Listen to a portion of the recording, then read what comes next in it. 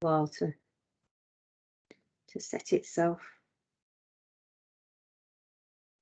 There you go, Councillor. The meeting started to record, so if you want to start with your welcome.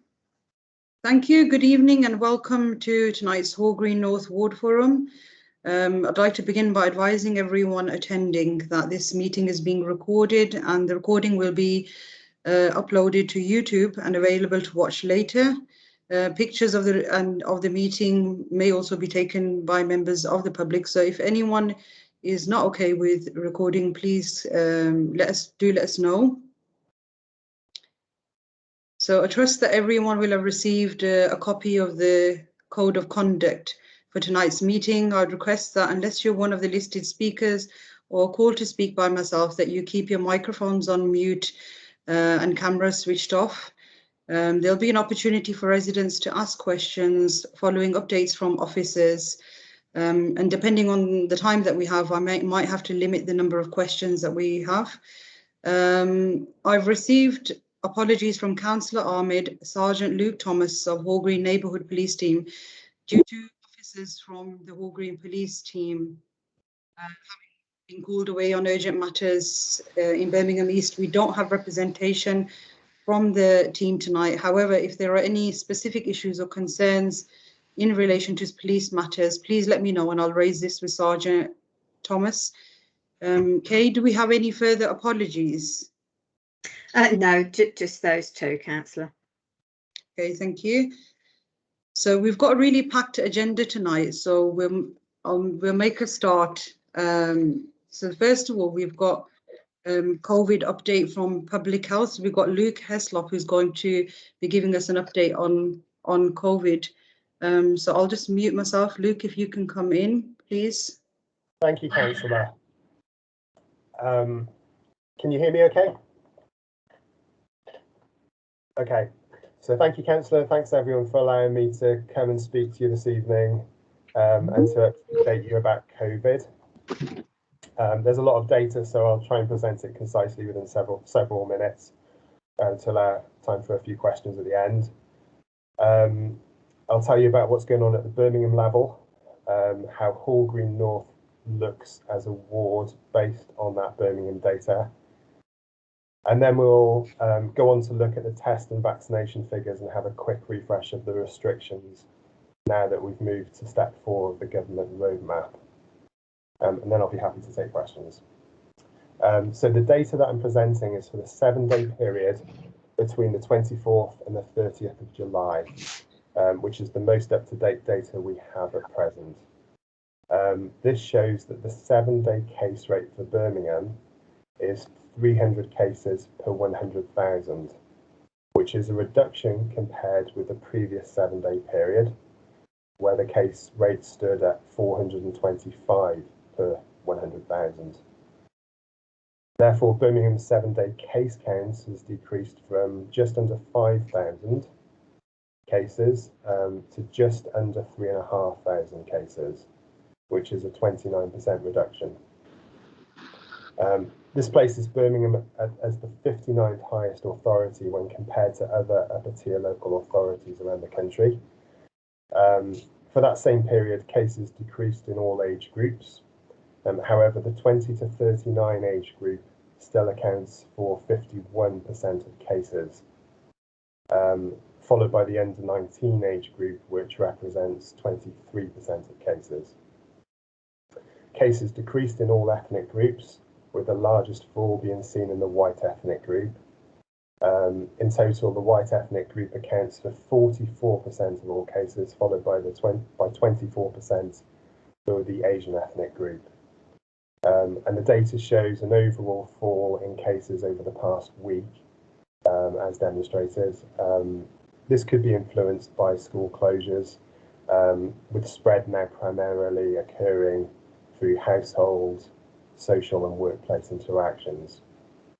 Now, if we look closely at Hall Green North Ward, this ward currently ranks 59th out of the 69 Birmingham wards in terms of cases, which means it's one of the lowest case rates within the city.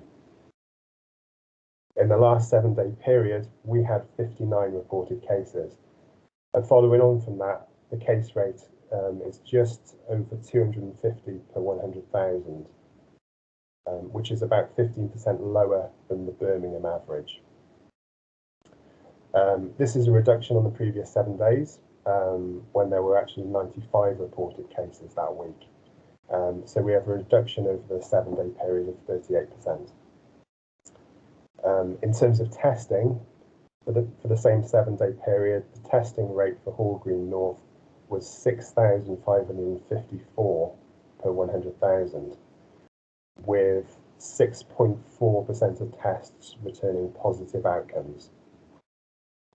I've got vaccination data in front of me, and I'm happy to take questions on it at the end. Overall, it shows that Hall Green North has one of the middle to lower vaccination rates in the city. 2/3 of residents have received their first doses, and just over half have received both doses. However, this still means that just under half are missing the added protection of their second dose, and it also means that 1/3 of residents have not received any vaccinations at all in Hall Green North. If we look at the age groups, we see that more than 75% of the wards over 50s have received their first dose. However, less than 60% of 30 to 39 age group and less than 50% of the 18 to 29 age group have received their first doses. So we've got more work to do there. All adults over 18 are now being encouraged to be vaccinated. Pop-up clinics are appearing across Birmingham with walk-in vaccination centres. The second dose is now being offered after 8 weeks, which is a shorter period than the original 11-week period. If you've previously been offered an appointment and for whatever reason you're unable to attend or maybe changed your mind, then please get in touch to book an appointment. And this can be done on the NHS UK website or through Birmingham and Solihull's COVID website. We've recently moved into stage 4 of the government roadmap, which means that restrictions have been eased. However, please continue to exercise caution whilst this is going on. So please continue to wear masks as a precaution when you go somewhere. Use precautions, especially with the extremely vulnerable too. Try to maintain distance and keep windows open to allow air circulation, and continue to reduce contact with others. And businesses who choose to open are asked to do so gradually and to exercise caution. Those of us who are going about on a regular basis should take an LFT test at least twice a week. It's recommended that we do that anyway if we're going to busy places, and if you show symptoms, and we all know what they are now, high temperature, new continuous cough, a change or a loss of taste and smell, then it's recommended that you isolate as soon as you get the symptoms and book yourself a PCR test. You can go to the Gov UK website or call 119 for information there. The advice is to continue to isolate until you get your results, because it could be positive. And it's also advised that your household members isolate with you until you get those results. If you receive a negative test, then of course you're free to go about your business normally. But if you test positive, you must isolate for 10 days, with day 1 being the day that the symptoms began, or the day of the test. As you may know, there will be a change on the 16th of August relating to isolating for those who have been double vaccinated, and the rules for the under 18s will also be relaxed. And then in September, the government will review the country's preparedness for the coming autumn and winter. Information from that will be published on the Birmingham Council Public Health website, and we as service leads will continue to come and update you at these ward forums. Thank you for your time, and I look forward to your questions. Thank you very much for that, Luke. If anyone would like to ask any questions, can you please raise your hands and I will call you one by one.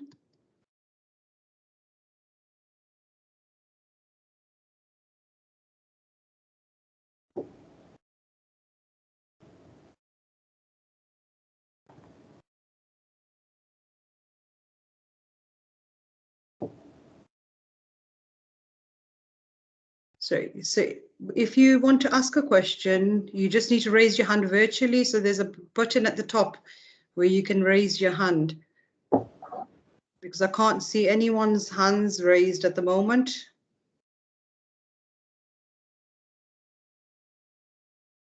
No, I'm not seeing any hands either, Councillor. Okay. If people, it's the little smiley face with a hand above it. That's the icon to press. Or if you want to put your camera on and actually wave at us. No, I think everybody's gone very quiet.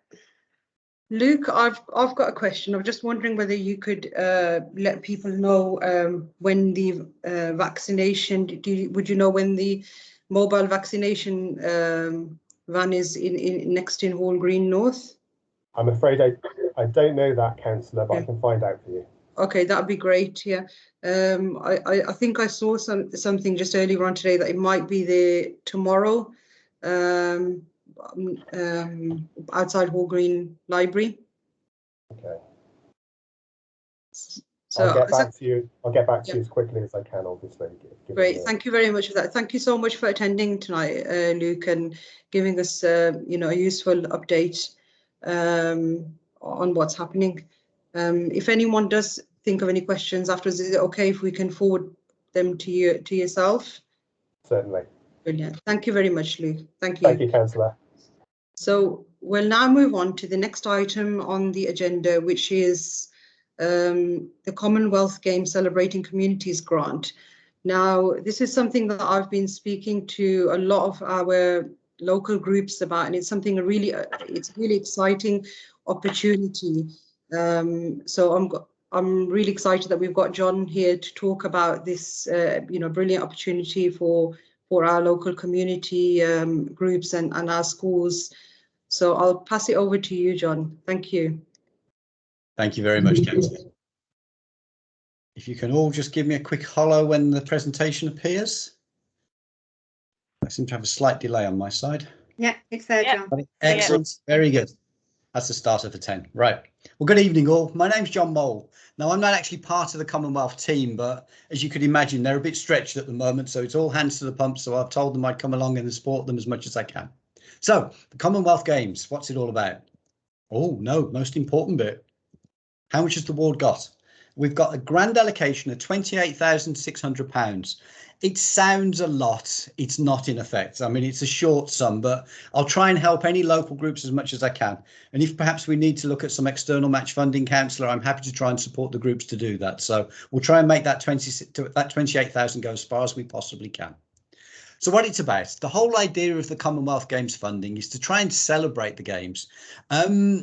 Birmingham, and I love being a Brummie, we have a good scepticism where it comes to funding and new initiatives. I think the Commonwealth Games is one of those. So it's about generating a bit of a bit of support and getting the Brummies proud of the fact that we actually got it, because it is quite an achievement getting the Commonwealth Games.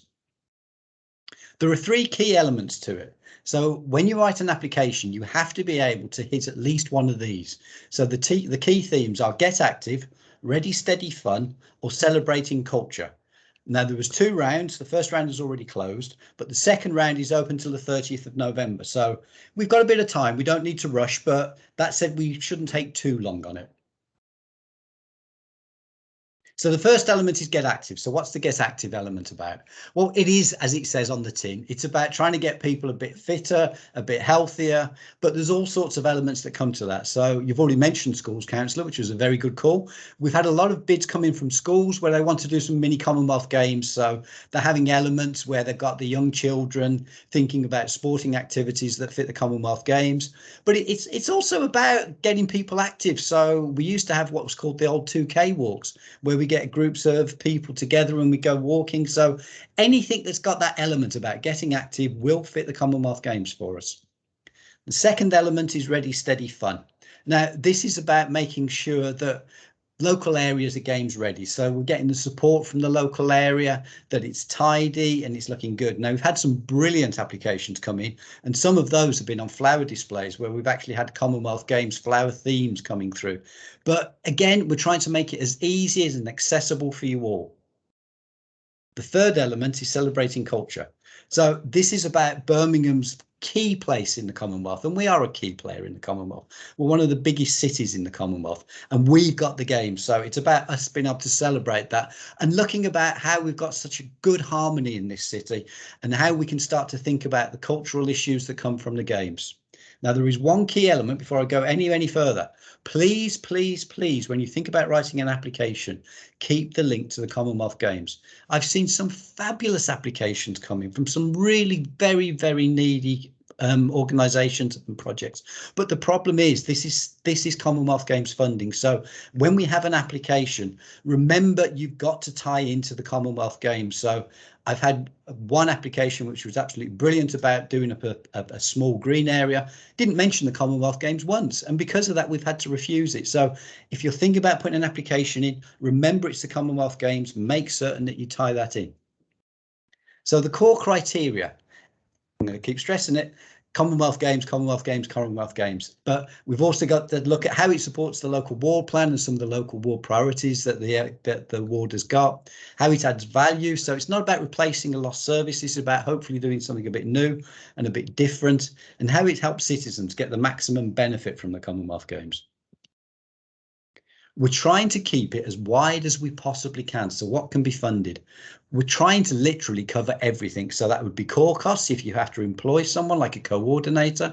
We're looking at revenue costs. We will cover capital costs. We will look at new and existing projects and one-off initiatives. So anything you could think of, basically, hopefully we can say, yes, we can fund it. Now, one of the key elements that we've got, because we don't want this to be a Birmingham City Council led programme. I've run a lot of grants programmes over the years, and what we actually want is this to be as much community based as we possibly can. So there are two first elements. There is, you can, once you've got your application, you can submit it to the email that's on the screen, which is the ndsu@birmingham.gov, or please use myself, which is john.mole@birmingham.gov. You can also submit your applications online. Now, we've had a couple of glitches, some of the feedback I've had on the online system. I've got 3 really sensible, really easy to use Word documents. So if anybody's thinking about an application, yes, by all means, use the website, but contact me as well, and I'll happily forward you any of the 3 application forms to you. When you're writing your application, there are 3 different levels. There's up to £1,000, which is the one cut-off part. There is 1,000 to 5,000, and then there's 5,000 up to 10,000. There is a ceiling at £10,000 per project. So that's the highest you can possibly go. I'm going to say it again. Please align your bid to the games. Keep thinking when you're writing that application. How does this fit in with the application? How does this fit in with the Commonwealth Games? Now, the application questions are really, really simple, but I am reminded of when I was at school and the teachers used to say in a test and an exam, read the question, and then before you start, read the question. So please read the question. We're keeping it as simple as possible. We're not trying to trick anybody or trip anybody up, but do think long and hard before you put pen to paper. Now, the £1,000 questions, we are hoping that we've made it as simple as possible. So long as you've got some sort of element that says it relates to the Commonwealth Games, hopefully we'll be able to say, yes, that fits the bill. £5,000 plus, we're starting to look at a bit larger sums of funding. So what we'd like you to think about then is perhaps legacy. If you do something, is it going to be a one-off? Is it a one-day event? Or is it something that could be taken up and run for longer than just a day or for a week or a month? And again, sustainability becomes part of that. So think about the long-term future as you go. Now, for the big stuff, oh, no, sorry, I've missed a slide there. Right, so writing a good funding bid. Remember to read the guidance. Make sure you're answering the questions. Remember it's Commonwealth Games, so make certain that you add that glorious thread that goes back to the Commonwealth Games. And if you're asking for a budget, make sure it ties up to the right amount. And there's a little clue. I write quite a lot of funding applications. I'm always a bit suspicious if somebody just happens to have a project that equals exactly £10,000. I won't say no to it, but I always think there's quite a coincidence that the project just makes £10,000. But coming back to what I said earlier, what we're now trying to do is stop this from becoming just a Birmingham City Council project. So we've brought in 2 big charities.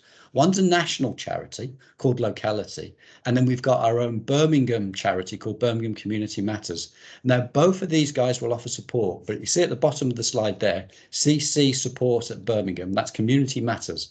They're offering workshops, training sessions, and general advice. Before you write your application, feel free to contact those guys, and we'll put that in the chat as well. And we'll circulate all of these out as well later as well, councillors, so anybody's got access to them. But do think about using Birmingham Community Matters, because they're helping groups right now think about what the project looks like and how to make it work. So what happens next? The first stage is very simple. You either write your application and send it to the NDSU at birmingham.gov.uk, or you do it via the website. It then comes to a team of Birmingham City Council staff. Now, we're there just to make certain that it fits the right criteria, that it's value for money. If an organisation says they're a registered charity, we'll be checking to make certain they are a registered charity. So there's a bit of probity that comes in with all of that. Once we've done that, it then goes to a special one-off forum similar to tonight, and it's going to be run by a third sector agency, because it's not going to be run by Birmingham City Council. We're trying to again make it as much community based as possible. So in this case, it's going to be Moseley Exchange that have decided to win the tender on that one to actually do it for us. But once it's gone through and you've had a ward meeting and everybody says, yes, this looks like it's a good project, it's value for money, and we're all excited about it, what we will then do is we'll make the payment as simple as we possibly can by what's known as a condition of grant aid. I'll be in charge of that with a couple of my colleagues. So we can actually make a payment as a backs payment within 24 hours once the ward group says, yes, they actually like that. But what we can also do with a condition of grant aid is we can make certain that we're getting value for money. So if a group says they're going to engage with 100 people and then they only engage with 10, I'm not sure we'll actually be paying them 100% of the money. So it's quite a useful way of actually controlling the process as well from a condition of grant aid. There are some groups that might not have bank accounts, and we appreciate that. And again, we're trying to make this as user friendly as possible. So we will find you a partner agency that will actually babysit the money and then pass it through to that community group. So we're trying to make it as simple as and accessible as we possibly can. And if there's any questions, I am here for as long as you need me. Thank you so much for that, Luke. Is there anybody that would like to ask a question? If you can raise your hand, or if you're not sure how to, if you can just unmute yourself and just indicate that you'd like to ask a question.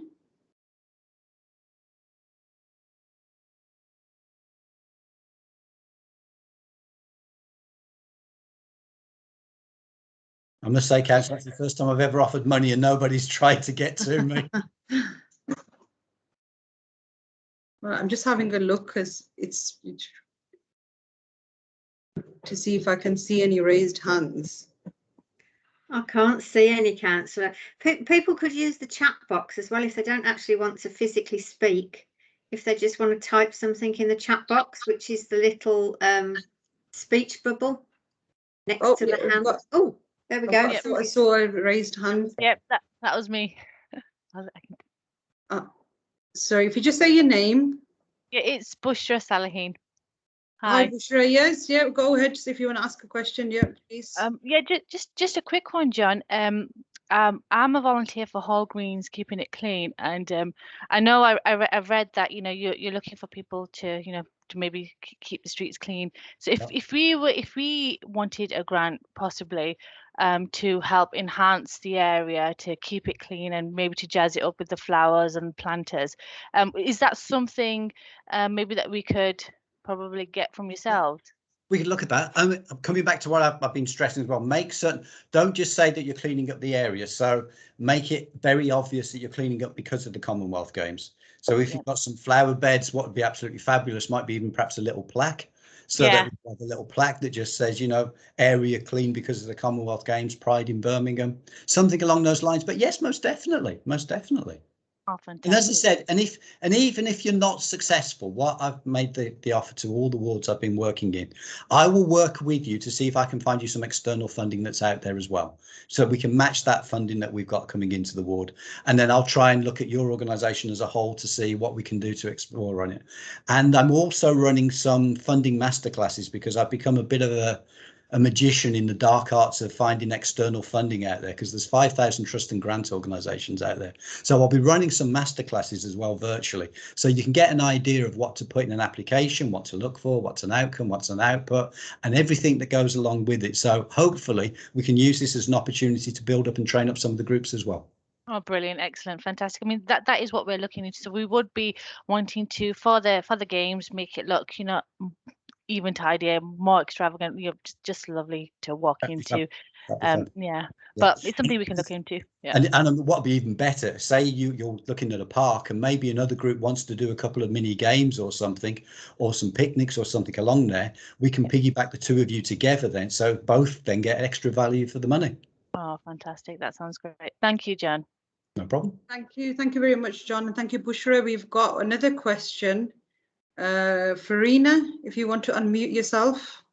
Yeah, hi John. You might have come across me in the Spark Hill ward meeting just about a week ago. So I was trying to refrain from hogging this meeting. But essentially, we've been working actually with Neelam, who I know Bushra is working with. It will be definitely great to join up forces, I reckon, between Reddings Lane Friends Group, as well as Hall Green, Keeping It Clean, because we do collaborate quite a lot just to strengthen the case, possibly. So I just want to say, yet again, we will be in touch, I think, at the moment, because we are a new group. We just need to gauge exactly what our case is that we're bringing to you with a pretty good case, essentially. But yeah, thank you so much. And don't be afraid to contact me. Don't think that my job's done now and I switch off the laptop and I'm done. So if you've got some ideas and you think, oh, hang on, by all means, contact me and I'll talk you through the processes and if I think it's a good idea and potentially how you can strengthen it. And again, Birmingham Community Matters, certainly an agency that would be worth tapping into before you put your official application in. Sure. No, thank you so much, John. We will definitely be in touch. Excellent. Thank you. Brilliant. Thank you so much for that, John and Farina. And you know, it's a really wonderful opportunity. We've got some fantastic groups in Hall Green North, and I really look forward to seeing some of those applications coming through. So thank you. I know our first round of applications is going to be looked at in September. So there will be a ward forum for that. So that'll go out and be advertised soon. Right, so we'll just move on. Like I mentioned at the beginning of the meeting, we don't have anyone from Hall Green Police team available today. So if there are any questions or concerns in relation to police matters, please forward them to myself and I will pass those on to Sergeant Luke Thomas. So we'll move on to item 5, which is waste management. So we've got 2 representatives here from the waste management department. So I don't know who. Les, are you going to? Yep. So if you could, give us an update. And I think one of the main things, well, the 2 main points that we did ask an update on was Hall Green Parade and flats above shops. So I'll pass it over to yourself. Yeah, good evening. Thank you, Councillor. Good evening, everybody. Thanks for the invite this evening. I'll do what I can. Probably some good, exciting news I'd probably suggest at the moment. Us in street scene, we've been able to get some extra funding to look at different things across the city. And one of the things, to touch on one of the questions here, is to look at where bags are coming out on the main roads and in specific areas. And that could be attributed to a shop that's putting his waste out for us to pick up, which we're going to deal with, obviously. But it might also be the flats above the shops. Now, we know we've had a long-standing problem in Hall Green on the parade with the flats above the shops and then putting their waste out quite regular. So what we've engaged in doing is we've got a number of crews that have been assigned to us that we've got the budget for now, or a temporary budget at least, that we're going to come round on some of the main roads and some of the key areas and pick up the black bags.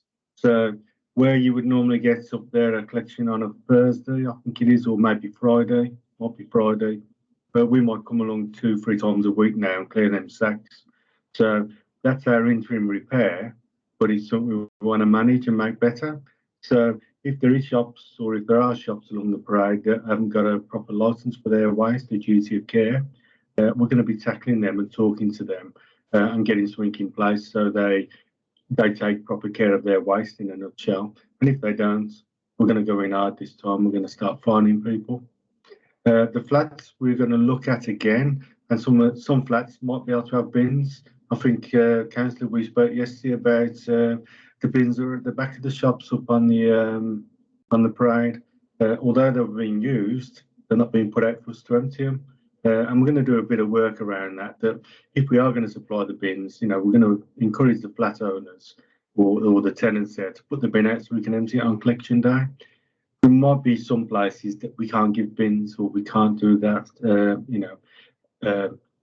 that service. So again, moving forward, we're looking at putting plans in place to stop it, because the parade is a nice parade and we want to keep it looking nice 24 hours a day, 7 days a week.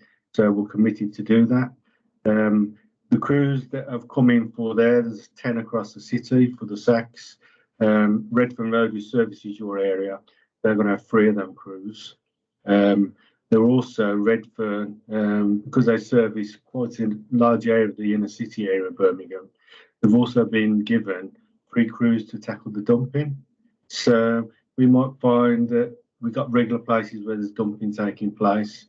Now, these crews will come in and remove it in the first instance, and then obviously log it. That log will go to waste enforcement, and waste enforcement are going into a second gear, dare I say it, and they're going to be looking to find information with the view of finding people. We've recently had one just down in the Stratford Road in Spark Hill, where a company was using bins out for the flats above the shops, but the company was putting their bags in the bins. We give them a warning. They didn't adhere to it. The next week, we fined them £400. We're doing the no-nonsense approach now. People should know what to do with their waste. And if they don't, we're going to tackle them. So that company got fined and they deal with the waste properly now. So sometimes it does play hardball a little bit. We've also got at Redfern Road the services. We're just waiting on delivery of the trucks. But we're going to have a bespoke or a graffiti waste service from that depot, and they'll be able to react if someone writes graffiti on the bridge or anywhere on lampposts or wherever. We'll be able to react really quickly. So where we might wait 2 or 3 days for it to be cleared, we will have a vehicle at Redfern Road we can dispatch the very next day should we get in it. And they're going to be working across the whole of Redfern's area, but we can tie in at any time when we need to. What we've also brought in is a fridge collection crew. Now, I'm probably sure everybody's seen there's like fridges everywhere dumped around Birmingham. There's no avenue for, other than if you pay for the collection service to have them removed. People don't know what to do. So we're going to educate people, obviously. But what we've actually done, we've doubled our collection service. So it was 1 crew for the city. Now we're moving into 2 crews. So where we might have seen a fridge dumped on the street for 2, maybe 3 weeks, we're looking to turn that round. That once we've caught up, that we can collect them fridges within a couple of days of them being dumped. So again, that bit of blight on the streets, we can get off there as soon as possible. We've also, and it was quite good to listen to, I'm sorry I didn't get names, but there were people talking about they want to look after where they live and they want to take part in the environment, and we want to join up with our neighbouring wards, and that way we just go into Sparkbrook or perhaps into Springfield. We've also got a service. It's a standalone service, but it's called Love Your Streets. And if the local community wants to get involved and do a bit of litter picking around where they live, and increase where they live, make it look better, we will come along. We'll work with you. We will give you the litter pickers. We'll give you bags. We'll organise when we pick the bags up. So if we're having a Saturday afternoon out and the weather's nice, and you want to have that clear up, we'll speak to you. You'll speak to us. You'll tell you when it's happening. We'll be out there with you, but we'll also come on the same day or the very next day and remove the waste that we collect. And again, we'll give you the bags to do that. So that service is there, and we're looking to enhance that service as well, where we might bring along the police, the fire brigade, waste enforcement, and any other parties that want to come along. There might be some local groups that want to come and get involved. So it's taking care of where we live, and we all want to take part. We want to bring it out to residents now, so to give everyone the opportunity to do it, should they wish. Excuse me. The other thing that we're doing, it's just getting off the ground now. We've got it just started in our second depot. Is we've got a mobile HRWC site. HRWC is the site where you take your tip, take your rubbish to the tip. So we've actually got them mobile now. So we're going to come to a street, and councillor, we will tell you where we're coming with a bit of notice, a couple of days' notice. We'll come to the road we're going to work in. We'll drop leaflets, and if you've got any old bric-a-brac, you might have a mattress or some bits of, a chair or something like that you want to get rid of, we'll remove them for you free of charge. If you're elderly, infirm, disabled, you've got a problem, we'll come and help you get that to our vehicle and get rid of it. The vehicle will be static, but by and large, unless we need to help people, but we'll come along, and I think we're looking at hours at the moment, 7 till 12, but we're going to be looking to change that till 10 till 2, because unfortunately we start a bit earlier than most people, and 7's a bit of an ask. But what also comes with that is a new type of vehicle that recycles. So it's as big as a dust cart, a refuse collection vehicle, and it's segmented. So we can put paper in it, we can put plastics and cans in it, we can put garden waste in it, and it all goes into separate compartments. And again, when we come to the street and where we're going to do that, we encourage people that if you've got any bits of old plastic or you need some recycling stuff, we can take that away. And again, that will be free of charge. Council, we're probably going to be looking to come to the ward. We're hoping to do the ward once a month. We can't cover the whole ward, obviously. We're going to be picking on the key spots and the key areas. And obviously, your feedback into us where you feel that might be good and beneficial, that will always be taken into account. So there's lots going on, and there's lots very exciting. I will say that where we, in previous exercises, we've done the education and the enforcement. We're going more or less straight for the enforcement now. We'll encourage people to do things, but if they don't, we're going to take a more of a harder line. And that will be dealing with people who landlords, HMOs, shops that don't take the proper care of their waste, or if people just want to dump the waste and we catch them.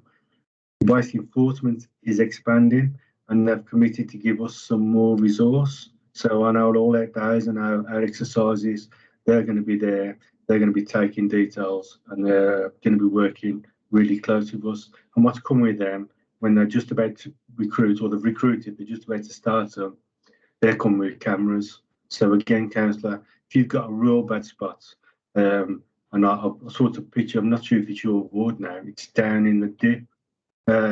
When you come out down the Stratford Road towards town, you've got the, used to be a church, it's now a restaurant, lots of dumping goes on there.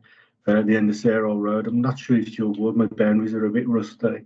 But if we got any areas like that, let us know, and we might be able to, by triaging, we're going to stick cameras up and we're going to catch the culprits doing it. There was one other thing that you asked me to look at, and that was up around Robin Hood Island. On the actual island, there's I think it's a takeaway or a restaurant, and next to that or above it, there's been some flats built. We are aware of them now. We've been and looked at it, and what we've done, we've ordered communal waste bins. So we've ordered the bins. They'll be delivered in the next week-ish, but they'll be able to have wheel bins rather than sacks, and that'll charge up the whole area there as well. So that's all that I've got to update on. Michael and Hans, if you needed to add anything that I might have missed. Yeah, hi all. One of the other services that we've got funding for is a deep cleansing crew. This is a 4-person crew with a cage dipper that will go around in each ward periodically, in addition to your normal cleansing regime. And we would be there digging out weeds, detritus, and making the area a lot better for people to live in. So we're going around all of our wards, and I expect them to be in Hall Green North in the next 4 to 6 weeks. Prior to that, I will email your councillor and letting you know exactly when they're going to be in the ward and what areas they're going to be concentrating on. Yeah, probably just to add, Councillor, and I should have said this in my updates. Kevin, who did the updates on the highways, I'm not sure if he's still with us this evening. We both attended a meeting last night, and what we're going to be doing is we're going to be linking up together. So highways will tell us when they're doing some work. So if they're going to dig up a road and they close it, they're going to tell us, and they have to move the cars and that. We're going to come in and give it one hell of a clean, shall we say. But we're going to be doing a lot more exercises working together like that. So if we see something happening, and we're going to talk to them like they talk to us. If we're going to go into Solihull Road, for example, and have a dig up, we're going to give it a thorough clean as well. And we just ask residents to work with us. You know, if we ask you to move your cars so we can clear that road that hasn't been swept for a length of time, we just ask people to work with us so we can get a nice clean street again. I think that's all from me. I don't know if anybody's got any questions. Thank you very much for that, Liz, for that update. And you know, I'm sure residents will welcome you know, some of the the points that you've made, especially in terms of taking stronger action, finding you know, people that aren't following the correct rules in regards to waste management. Also the cameras, and that's something that's been brought up a lot from residents. In terms of getting cameras in flight tipping hotspots. So I'll definitely be in touch with areas that have been identified to myself. So if we can, so that, and the shops that I sent you the pictures for were for, it was the row of shops between Hall Green Library and South Birmingham College. So that's the ones that sent pictures. So if we can tackle that as well, that'd be great. So I'll now open the floor up for questions. If anyone would like to ask any questions, can you please raise your hands? Yeah, so we've got Hazrat, would you like to unmute yourself and ask? Thanks, Councillor. Can you hear me okay? Yes, we can hear you, sir. Hi there. Yeah, I think one of the challenges you have is, I think what I would like to see is, you mentioned enforcement. I think it's a really good tool. And I think what we need is, you mentioned that you're going hard in education. You tried education, but it's not working clearly. Because for example, yesterday I was walking past the pharmacy and they've just left all their cardboard boxes outside and it's clearly labelled the pharmacy. So I don't know whether they're supposed to leave the cardboard boxes on the pavement because they've got a bin, red bin next to the shop. So simple things like that, you know, it belongs to them. For me, I think we need to see how your enforcement regime goes over the next couple of months. And what I would like to see at this forum is you telling us, you know, how many people you've actually fined, because I think that'll send a message. If you're not going to find people, they just won't listen, especially the businesses. And the other one is, for example, there's a particular takeaway by the bus stop that leaves their refuse bin right away, which really baffles me, because as a food business, why would you want to leave your big bin outside your entrance, smelling while you pass? Surely that's an environmental health issue as well. I mean, so for some reason they leave the bin by the black bins by the bus stop, and it stinks and it smells, you know. Surely the bins, the larger bins, should they be on the pavement? Shouldn't they be, you know, on the side or wherever they need to be? So things like that, I think we just need to see. For me, we need to see enforcement. I think that'll send a strong message alongside education, because I think there are good people on that parade. And the other thing is maybe for the councillor to think about, and is what about a business group? So, you know, is there a need to have a couple of willing businesses who will kind of come together and maybe set up a business group that actually can talk to the other businesses and say, look, guys, you know, this is good for us. We need to keep this place nice and clean, and see whether you can tackle some of these issues that way. And the third one, sorry, I don't want to take too long because there's other people, is around the HMOs, in particular the one on York Road, for example, and there might be others because I live nearby there. And that there's constant dumping, and they just have normal bins. Shouldn't they be having industrial bins? Because they've got so many bags that it just overflows. So those are some of the things. But the key thing for me is I want to understand, in terms of the regime, in terms of finding people, I want to understand kind of what fines have been given out. Maybe you can give us an update of the next maybe in a couple of weeks, couple of months' time, on kind of enforcement. Really, that would be useful to have. Yeah, thanks for that, Azrat. I think I do attend a number of evening meetings and across the city, and the general feedback I get from residents is, yes, we welcome this, but we want to see some more enforcement action. We want to see that. Lots does happen, believe it or not. And I think where we sort of fail to a degree is that we don't tell anyone. We just move on. And I think it would be useful to get the data, the statistics and that, and come and share it with residents.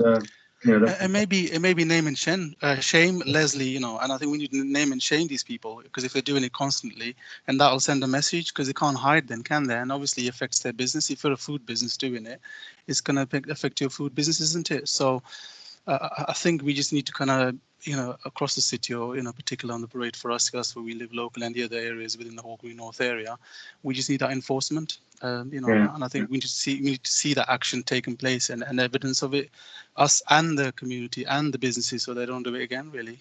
Yeah, I mean, just to pick up on that, Azrat, we are looking at a wall of shame, and to be able to post that on social media, etc. We're not quite there yet, but it is our plan. I probably shouldn't have opened that up tonight, but that is our plan to do that. So it's a good idea, and it's what people want to see. And the business group idea, maybe, Councillor Suleman, maybe something to think about as well. Thank you. Yeah, thank you. That's a really good idea, and I'll have a chat. I'll have a chat with you about that later on in the week, Hazra. I think it was Bushra was next, and then Paul. So Bushra, if you want to ask your question, and then we move on to. Hi, Leslie. Hi, Councillor. Yeah, we've noticed whilst we are volunteering and we're clearing up these areas where there's lots of takeaways and restaurants, what we have noticed is that there aren't that many bins. So it's a high footfall area. There's lots of takeaways and restaurants, but I mean there's only 1 or 2 bins, and what we really need is more bins along those stretches, so that at least there is an option for people to use them rather than just dumping on the side of the road. Is that something that we can look into, having more bins along those stretches? Yeah, I think obviously the businesses have changed quite a lot around there recently. That it's gone a lot more fast food, and I say that unfortunately, because I do like to see lots of businesses trading, not just fast food. What we've found is that people will buy a pizza or chicken and chips, and they don't stand outside the premises and eat it, so the bins don't really get effective. What we try to do is put the bin to try and time it where they're going to finish eating rather than get thrown on the floor. I'm sure Michael, his hand did just pop up. I'm sure Michael will go out and do a rationalisation of the bins. I'm not sure when it was last done, but you've got the Greggs, etc., and up in that little bit now. It might be worth looking at it, see if there's a couple of bins we could place that might add some benefits. So I'll ask Michael to take that back, and let's rationalise what we've got.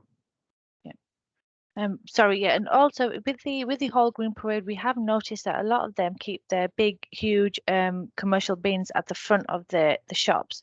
I mean, because we get a lot of fly tipping, and we are getting a lot of fly tipping in the area, it doesn't help. People just either dump it on top or near it. So is there any sort of rules or guidance for businesses and restaurants and takeaways to have their bins at the back, just to avoid any more rubbish and litter being thrown around, really? Yeah, I mean, obviously the shops and the streets were built many years ago, and it didn't account for this. But it's one of my pet hates, seeing a container, a big bin on the street, because people generally dump around them. Truth be known, if we can get to a stage where we can pick the waste up like we're trying to do regular, that's one way of solving the problem. But if a fast food shop, and we did have a walk round in Hall Green Parade, we could identify there was one big red bin stuck out there that nobody owned because the business had closed, and everyone had dumped around it, and it smelled awful. But there was other shops that could actually put their bins down the side of the properties. And I think what we'll be doing with our waste enforcement colleagues is asking them to speak to them shops and say, yes, we can put your bin out, but only on the day of collection. So, you know, we come quite early, especially on main roads. So if we come on a Tuesday, yes, we'll allow you to put it out Monday night, but we expect it took in by Tuesday lunchtime. That stops the blight, it stops the eyesore on the street. So let us take that back, and let's do that with some of our exercises, because it's all about the perception of what the high street looks like, isn't it? Yeah.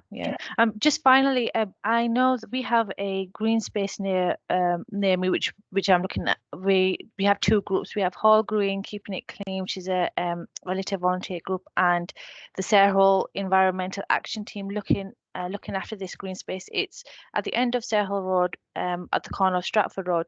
Now that is a massive flag tipping rubbish area. So we're constantly reporting it. And it does get cleared up when we report it, which is great. But I just wanted to know when does the enforcement procedures begin? So if I was to say, at least in the last year now, we've been reporting it, and it has been, people have been coming and clearing it, but it just keeps on going. It seems like there's no one's going to stop fly tipping there. It's just so easy for them to fly tip there. So so my question really is, when does the enforcement procedures start in situations like that? So again, as I said in my updates, the submission at the start of this meeting, that steps are in place for that, and I'm sure the council has got that one on top of the list. I've worked in this area. I'm going to give my age right now in 30 plus years, and as long as I've known the area, anyone that's lived around there, we used to have some mobile bottle bank site there. And we did move them years ago when we stopped putting bottles out, banks out to collect the bottles. But it did attract dumping then, and it's carried on attracting the dumping. And I really do feel that is a prime spot to get a camera up to catch the people doing that. Yeah. Whatever we do, we come out quite quickly and we clear it, but it's an absolute drain on our resource to do that. Yeah. And I think we need to catch who's doing it and fine them. And if I got my own way, I'd stick a big sign up saying local person fined X amount for dumping waste here, because that's enough to stop dumping. Absolutely. We've got a big sign up now saying please take your rubbish home, but I mean it's not working. I think it's just so easy for them to fly tip there. But I think you're absolutely right. I think camera is probably the only option we have there, and then just finding them. So again, I'm more than happy, and councillor, any residents to come to yourself with ideas like this. Although I'm quite proud to work with the council for 34 years, if someone gives me another good idea, I'll run with it, because I can always be taught new tricks.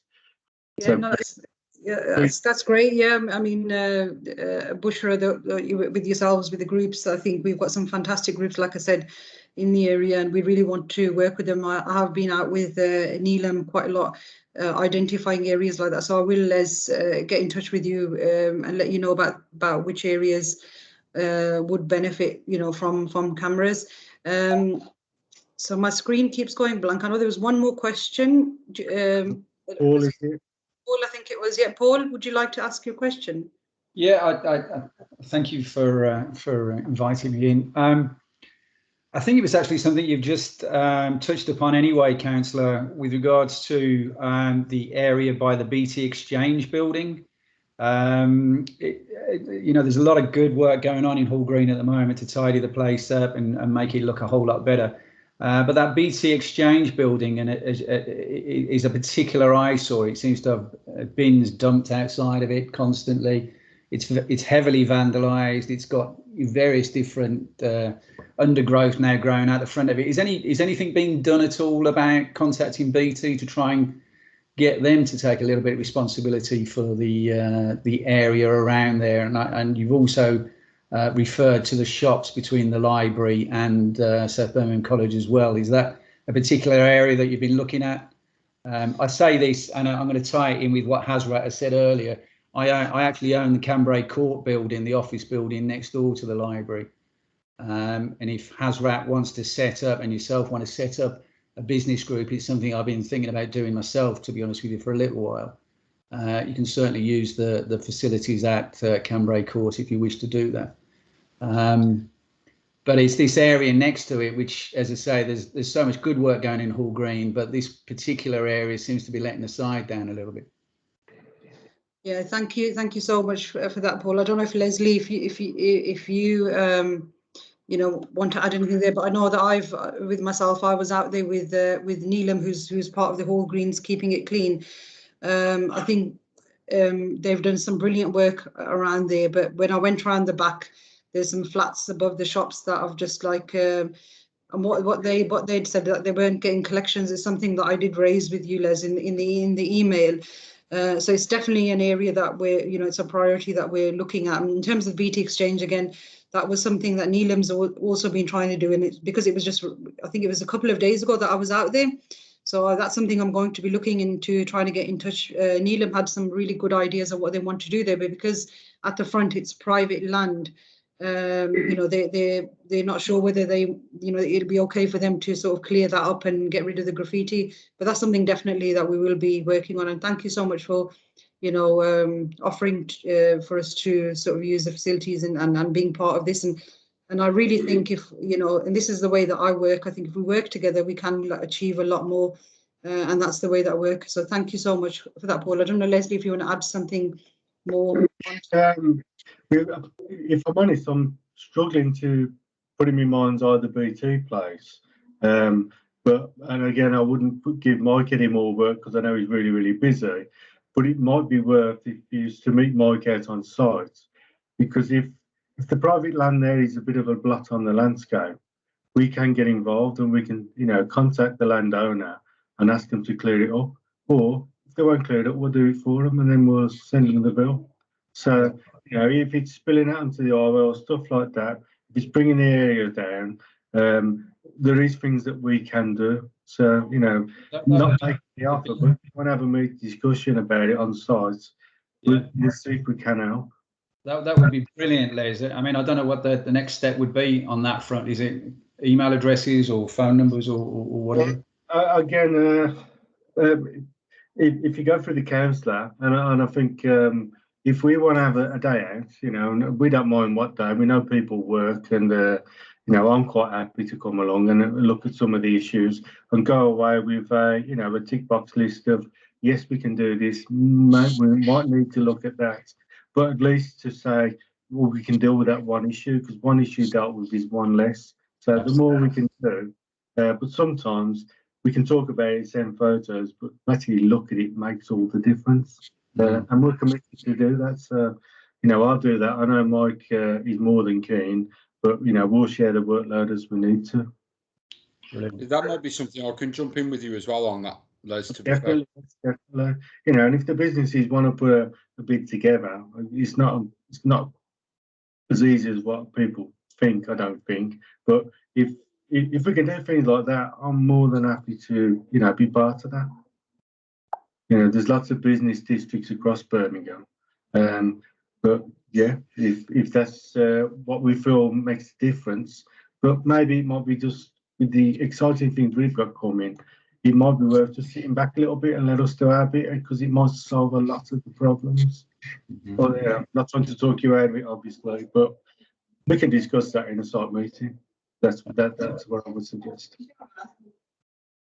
Definitely, thank you very much for that, Liz. And I think that particular area probably would sort of benefit from a site visit. A lot of the rubbish that Paul mentions, that was actually bins left from the flats that hadn't been collected. So I think that's an issue I've emailed you about that as well.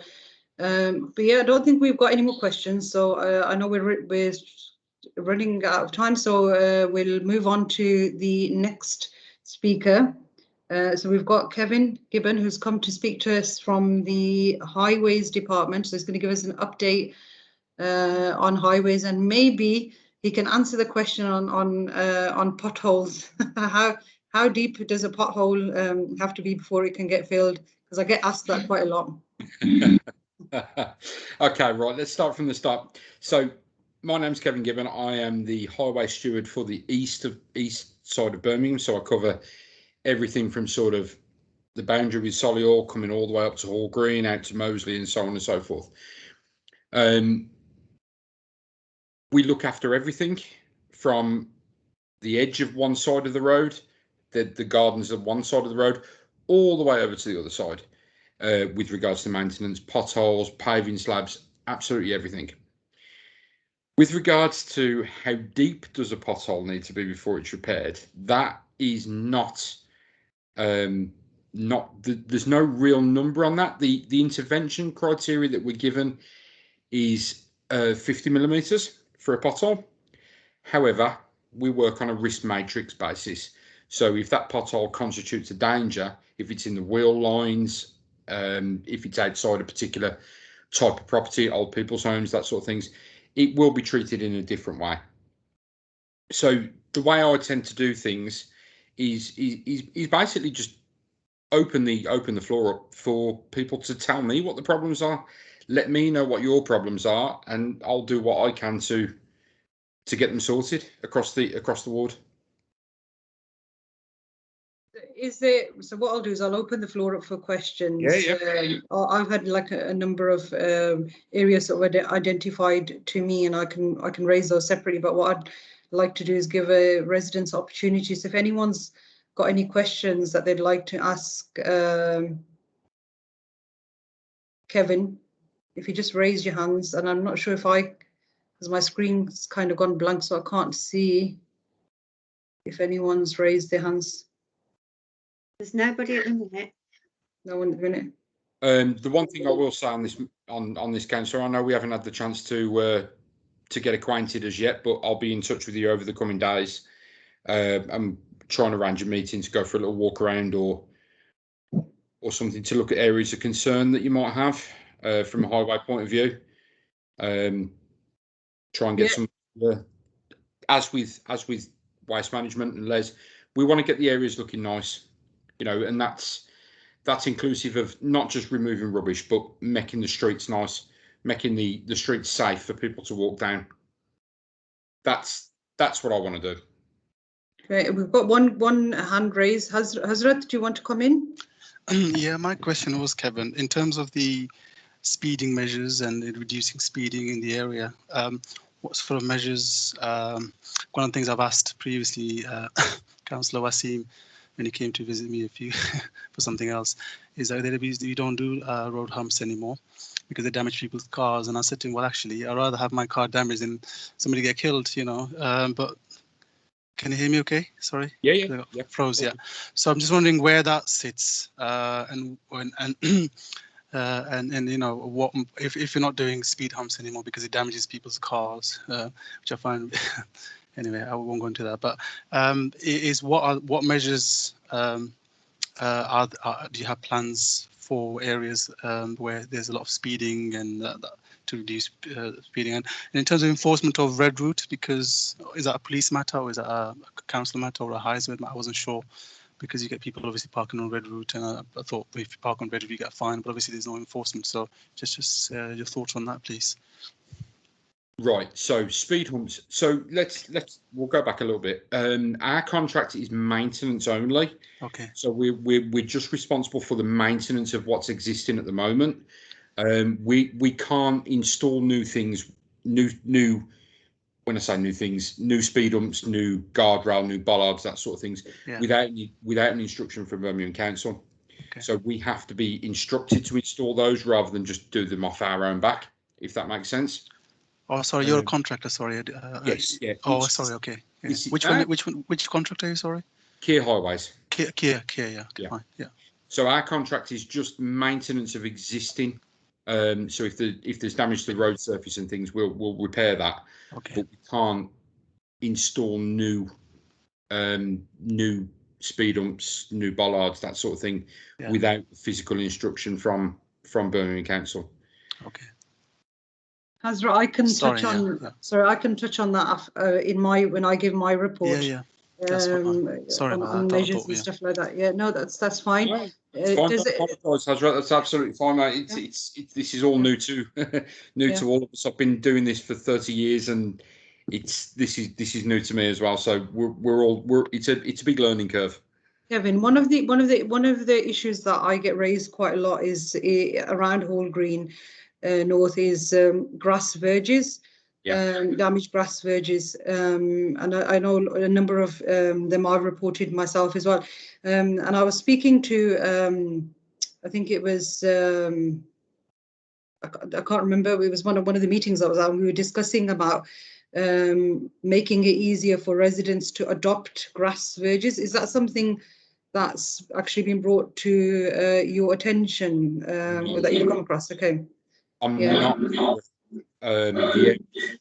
It's still classed as highway land, so unless that's a department within Birmingham that's dealing with that sort of thing, that's not something I'm aware of at all.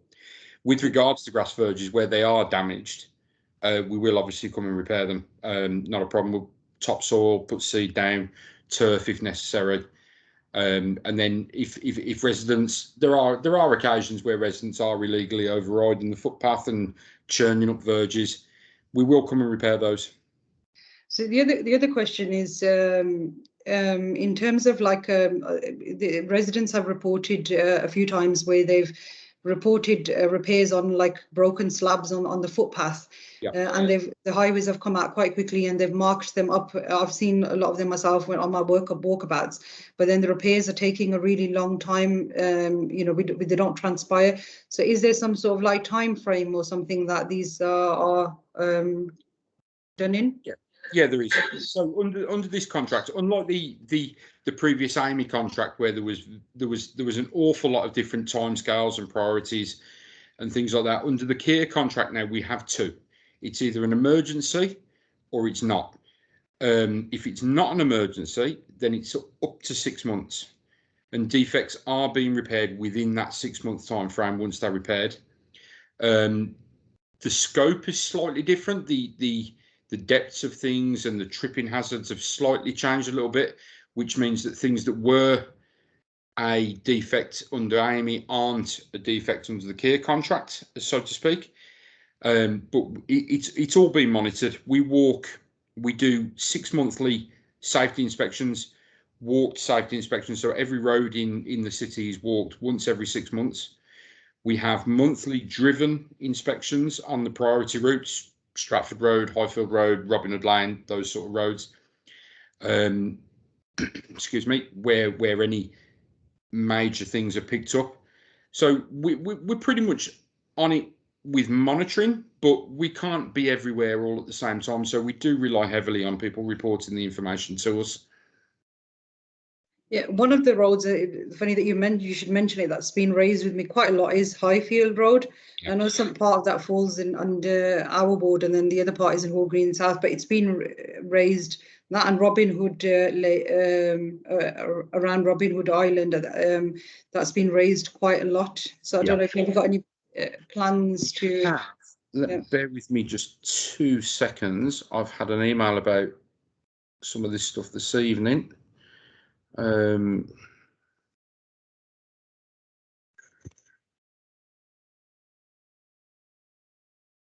We are pushing through as we speak some defects around the ward. Robin Hood Lane, we're chasing that one. Highfield Road, we're chasing that one. The inspections, the last inspections of Robin Hood Lane were around about the 2nd of July and the 27th of May for Highfield.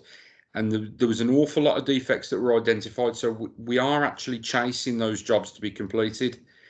We are working in the background to try and get these done. And obviously with roads that are going to, with jobs that are going to cause roads to be closed, we will notify when those things are going to be happening. Those things are going to be happening. Brilliant. Thank you very much for that, Kevin. I'm aware that we're running short on time, so thank you so much for coming, and I'll be in touch with any of you know, what roads Absolutely. that are highlighted issues. And I'll be in touch with yourself over the next couple of days as well. But what I should do in the meantime is I will put in the chat the web address for reporting defects through to us, and they will all it goes through Birmingham Council's website, but they all filter down through to us, and we'll get them sorted for you. Brilliant. Thank you very much, Kevin. No worries. So now I'm going to move on to our next item, and today I'm really excited to have with us some of our wonderful community groups and school representatives with us. One of the things that I've done since getting elected is try and go out and meet as many of our community groups and schools as possible, because I really want us to, you know, sort of build strong relationships and work together, you know, to improve our area.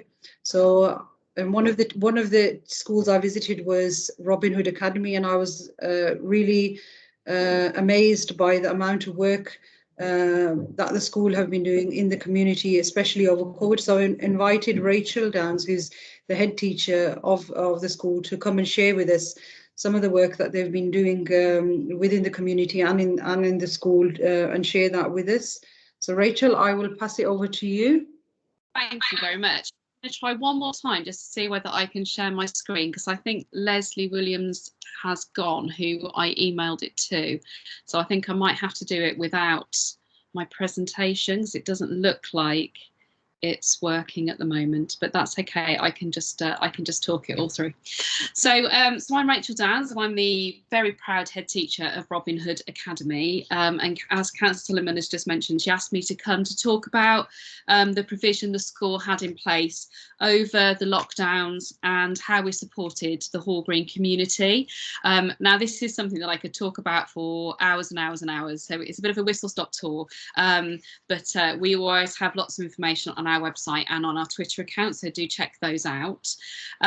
So going back to the first lockdown, which is all the way back in kind of February, March 2020, our school was in quite a fortunate position. We link with a school in Beijing. We're a Mandarin teaching school, and we have strong links with China.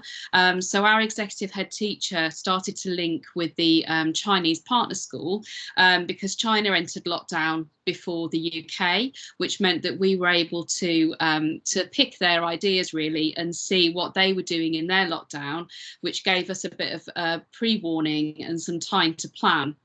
Now, we're a trust of 4 schools, but we work very collaboratively, and what this enabled us to do was to create learning packs, which we were really trying hard to make sure that we could offer age-specific resources that were easy for parents to access, that were linked to the national curriculum but allowed families to work together on a topic or a theme that went all the way through from nursery right up to year 6. So for a week there would be a theme, and the whole family would do differentiated learning depending on the age of the children throughout that time. So that became quite a national accolade, and in fact we published those free of charge for schools across the UK, and thousands of schools took those on, which was wonderful, and really put Robin Hood Multi-Academy Trust on the map, and as a result Robin Hood Academy. When we got to the third lockdown, because the second lockdown schools didn't close, but the third lockdown, things needed to change really, because we were aware that we had, as a school of innovation, a lot of IT technicality that we wanted to make sure we shared, and so we looked at ways of changing this. So when the children came back in September 2020, we developed what was called the iSchool, which meant that any children who were shielding or isolating could tap into the learning for their classroom to keep up with their peers and have the same provision but via our online iSchool.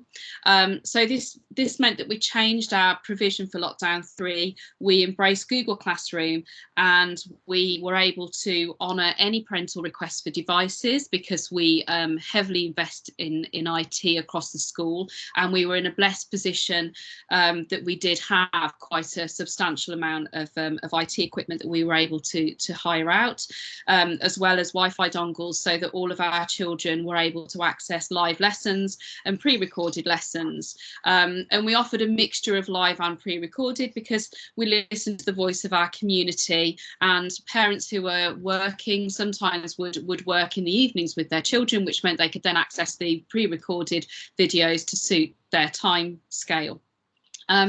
We offered a whole range of things during our curriculum online. We offered the English, maths, and the grammar, punctuation, spelling. We also did all of our wider So we had sports coaches who would come in and deliver PE provision. Our computing lessons continued. The rep came in and did drama lessons, and that was filmed, so it was streamed. We continued with circle time, music lessons, everything that was going on in the school continued virtually. One of the things that we were very aware of was our free school meal pupils and access to reading resources, because libraries were closed. So we did a fundraising GoFund where we I think we raised about £1,600, which enabled us to create book packs, which we then delivered to our free school meal children, so they had access to books and notebooks and resources at home to support their reading. And we also developed a reading challenge which went all the way from early years right through to year 6, and we had a Padlet. This was so much better when I had my presentation to be able to show you all of this. I'll have to describe it. We had a Padlet which enabled our community to share photographs and engage each other and promote ideas with how they had joined in with the reading challenge. And once all of the challenges had been completed, the children got a voucher to either get an ebook or a physical book, depending on when the shops were open and those sorts of things. So that went down very, very well. We also created a virtual library on our website, so our children and the teachers, staff across the school, and also uploading ebooks. We created a virtual library where our children could go and directly access lots of wonderful resources. And to be fair, a lot of the things that we started during lockdown we've continued with, and that's still there on our website being enjoyed by our pupils now. Internet safety was a very big thing. Obviously, you've suddenly got 650 children all loose with lots of IT equipment. So never has IT safety been more important. So we had a real focus on teaching internet safety, one of which was the Safer Internet Week, which had a focus on free to be me, which is all about being free to be yourself on the internet, but also the role that we play to enable everyone else to feel free to be themselves on the internet. So a lot of work went on during that week on how we speak to people online and how we enable people to be free to talk about themselves online within obviously safe parameters. Well-being during lockdown was a huge thing for everybody, and never more so than the children who were learning in a very different way and were suddenly socially isolated in some cases, and some sort of not being able to break the 4 walls at all, depending on their home situations. So we developed wellbeing days, which regularly allowed the children to come off timetable and choose from a range of activities that gave them choice over their learning. I think choice is really good for wellbeing when you can choose between a few activities. And the feedback from these was really positive, that the children were enjoying exploring lots of different media.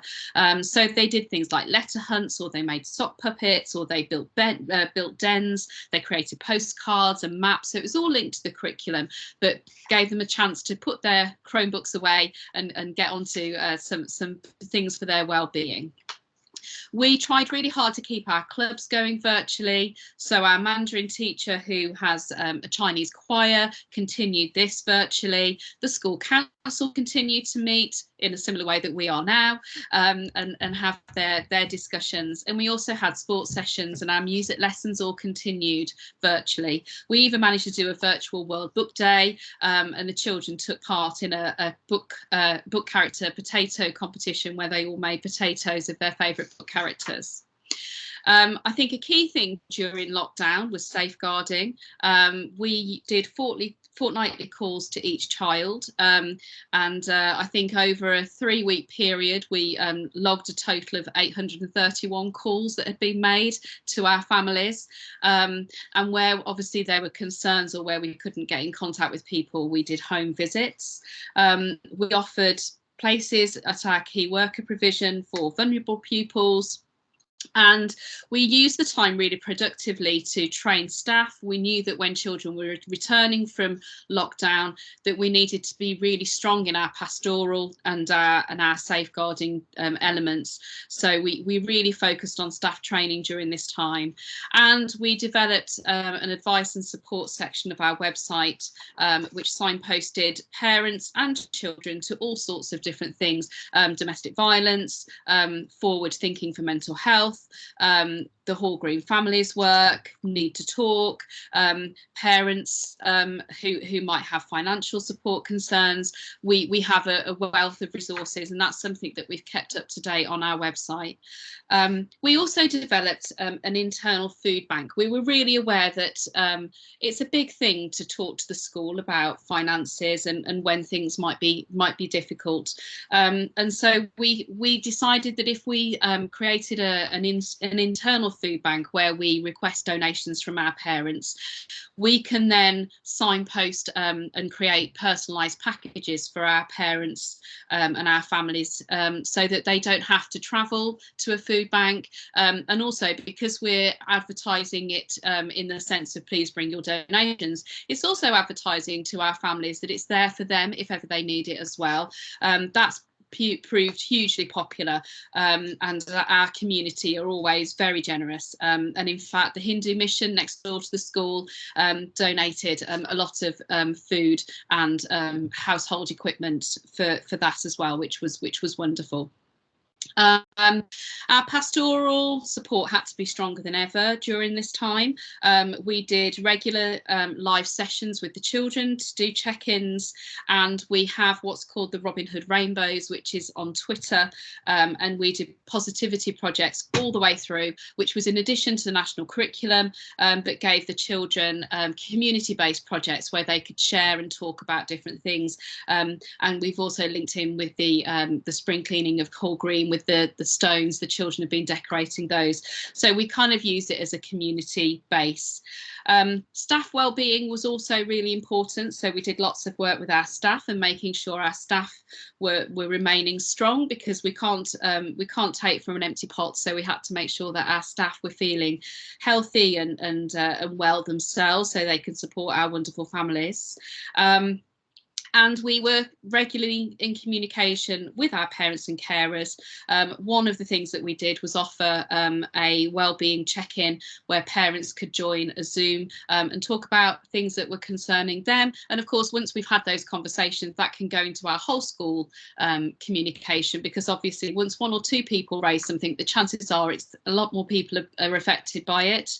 And we continued all of our support for our special needs children, any of the external speech and language support, those sorts of things we managed to do online, and we actually continued our counselling that children were receiving all virtually as well. So we really tried hard to continue all of the wonderful things that we were doing as a school. And then I had a lovely video to show you, which I can't show you, about our children enjoying one of their wellbeing days, but that in a nutshell is what we were up to over the lockdown period. I don't know if anyone has got any questions about schools over the lockdown period.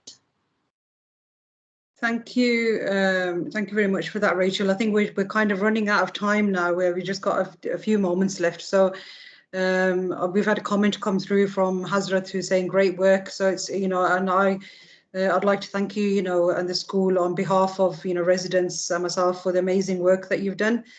So thank you so much to all the teachers. I know it's been a really difficult time for everybody, in particular, for schools. So thank you so much, Rachel. Thanks for coming tonight. So what I'm going to such a pleasure to see the community. Check out it's a page on our website. There's lots of information on there. And thank you for letting me talk this evening. It was lovely to meet you all virtually. Brilliant, and look forward to working with you, Rachel. So I'm going to move on to our final speaker of the evening. We're very short of time, but last but not least, we've got Farina, who's the chair of the newly formed Reddings Lane Friends of Reddings Lane Park group, who I've been working really closely with. And one of the things that I really, with a passion, wanted to do was to get a friends group set up for the park, and we've got some fantastic people who are part of that group who are going to really look after that park. So I'm going to pass over to you, Farina. So we've got a few minutes. Kay, is it okay if we go slightly over, or do we need to finish? No, that's fine. Not a problem. All right. All right, thank you so much, Kate. Yeah, Farina, if you want to. Sure. Yeah, no, thanks, Councillor. So I'll keep it short because I'm running out of time. So we're about 5 days old. We're essentially called Friends of Reddings Lane Park. This is the park that's situated on the cusp of Reddings Lane and Foreman's Road, opposite Al Furqan School and the main Reddings Lane. So we literally are 5 days old, and as you heard from the earlier discussion, is we are looking at ideas to put forward to the Celebrating Communities Fund. We're also working very closely with the Age UK for the Aging Better Support Fund as well, and we're also working with the Tisley Community Hub at the moment. We are very new, and we would definitely need more and more volunteers to support us. The main things we'll be focusing on will be walks, talks, events. I mean, I can name quite a few. If you look at Friends of groups and parks, there are so many ideas. At the moment, we would like some ideas. We're focusing at the moment on the Aging Better Support funding, which is for 50+ residents. And any ideas are more than welcome. I'll put in the link of the actual Facebook site that's just gone live, and it will very soon will be on the Birmingham Open Spaces site as well, and in the park as well. So we are working with Birmingham City Council to look at conservation as well, litter picking, those hotspots again for fly tipping, and mainly sort of ensuring that the community's voice is heard. So that's me. At the moment, if anybody's interested, we are going to be around on Sunday this week at about 11 to about 1 o'clock in the actual park. So if anybody wants to drop in, we will be wearing purple high-vis jackets. So if you spot us, just come around and have a chat. Thank you. Thank you so much, Farina. Thank you for that. Really appreciate that. And again, look forward to some fantastic work from yourselves, and just thank you for everything that you're doing. What I'll do is I'll just quickly, just take a couple of minutes to give an update, because I know Hazrat, you asked about the traffic measures, so I'll give a quick update on that. So I'm just going to look at my list here, so excuse me if I'm just looking away from the camera. So since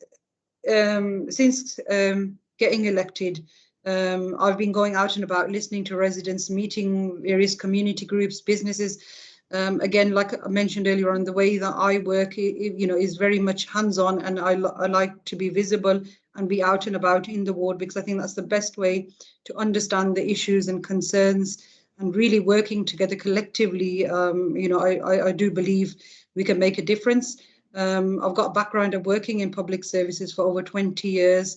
And this is something that I've got experience in, and I feel really passionate about helping and making a difference to our community. So in terms of minor traffic measures, so as many of you may know, that the ward gets a small budget every year for minor traffic measures. This year we've got twice the funding, because last year, due to COVID, there wasn't any measures carried out, so that's been carried over. So we've got slightly more money this time round. And I know there's a lot of areas that have been highlighted to me by residents, myself and Councillor Ahmed. So the way that I've kind of looked at it is look at the accident hotspots. So I've asked for those figures. So we've been looking at those and identifying where there's high accident rates, so we can get some measures introduced in those areas. So the areas that we've sort of agreed on now is Shaftmore Lane and Reddings Lane. So I know many residents have raised that with me, and there's been some fatalities there as well. So that's one area that we are going to be introducing measures, and that will be speed humps. There will be like a consultation going out in regards to that, so residents will get consulted on that. The second one is Cateswell Road and York Road. Again, it's introducing speed humps on there, and that's again been identified by residents, as well as the accidents. The other two areas that I've asked the district engineer to look at that have been raised with me and I think are quite serious as well. Are the traffic lights turning from Reddings Lane to Battery Way?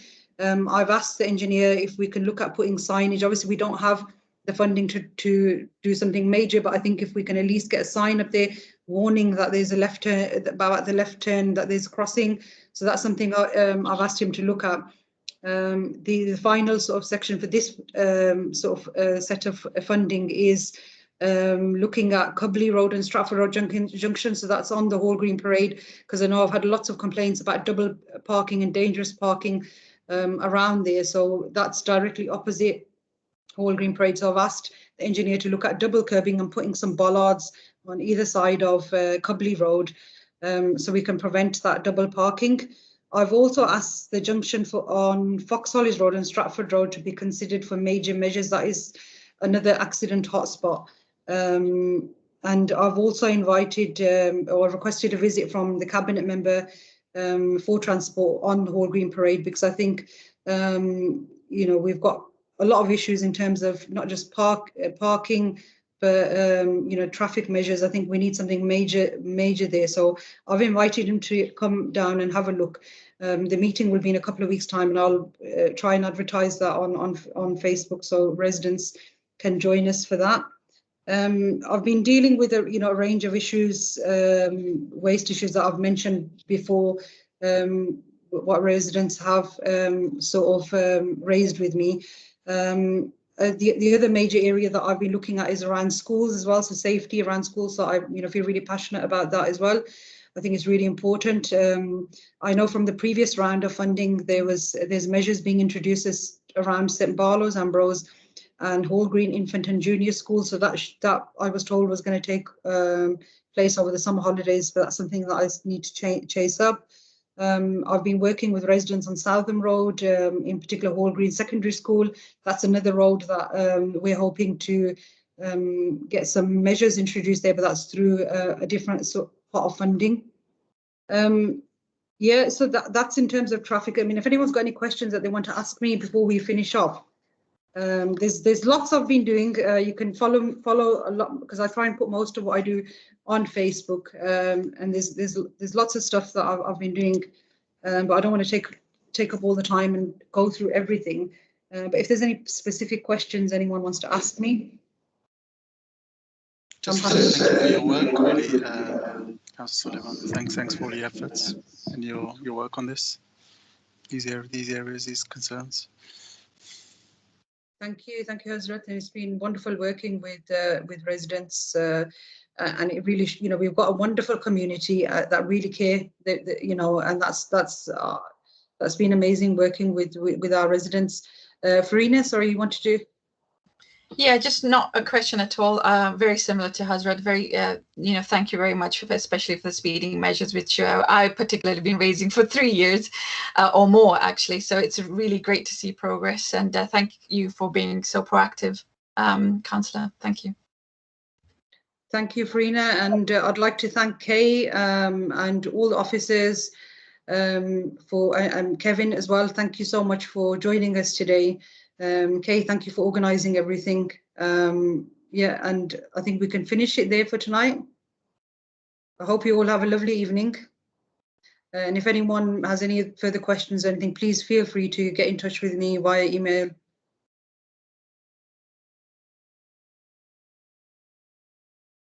Thanks, Councillor. I'll stop the recording.